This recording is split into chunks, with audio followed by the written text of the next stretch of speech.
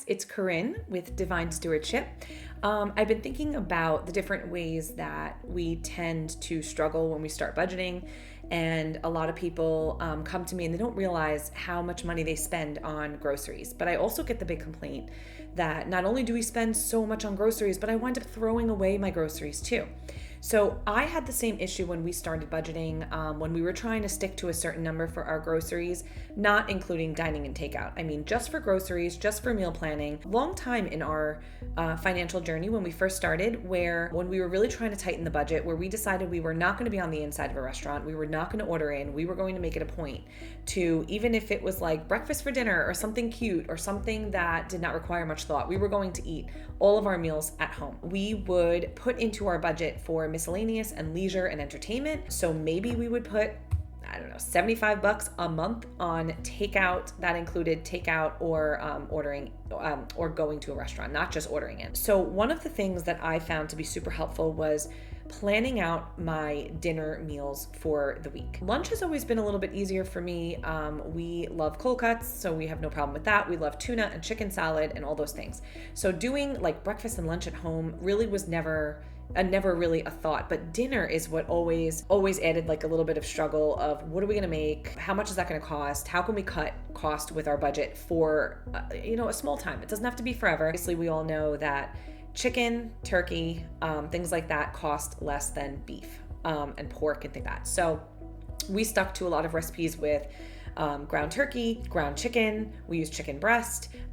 Sometimes we ate some pork chops and things like that, but we tried to stay away from the real expensive stuff. So one of the things that really helped me plan my meals was I got a planner. You do not have to buy one.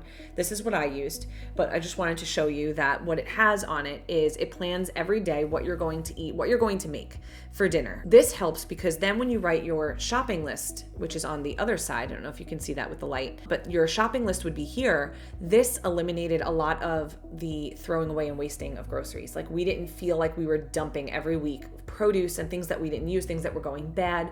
We didn't feel like we were wasting as much food. So I started doing this, and this is how we stuck to our grocery budget. This also, because we were able to wiggle the budget around a little bit, if I had leftover money from my grocery spending for the month, we added that to takeout. We added that to restaurants. So it was more of a motivation to get me to plan out my meals each week on a Saturday or Sunday when I'm just sitting around.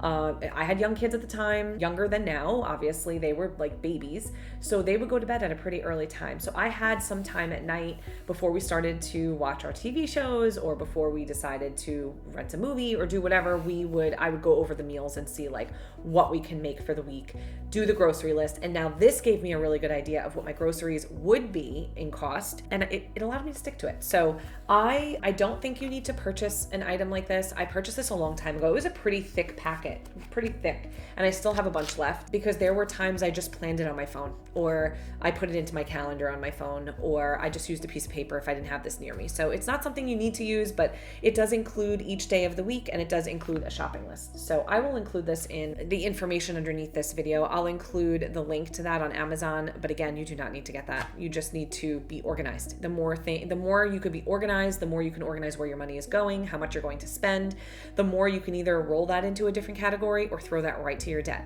So I hope that helps.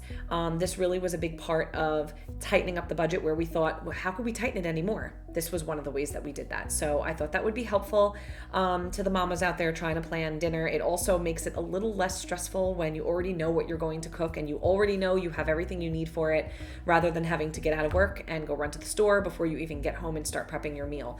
This allows more time to spend time with your family and do things that are more important to you. So this was the way I got organized. I hope it helps you. If you have any questions or comments or anything that you need to know, please place it in the comments and share this with anyone you think might benefit from it. Thank you for listening, and I'll speak to you soon.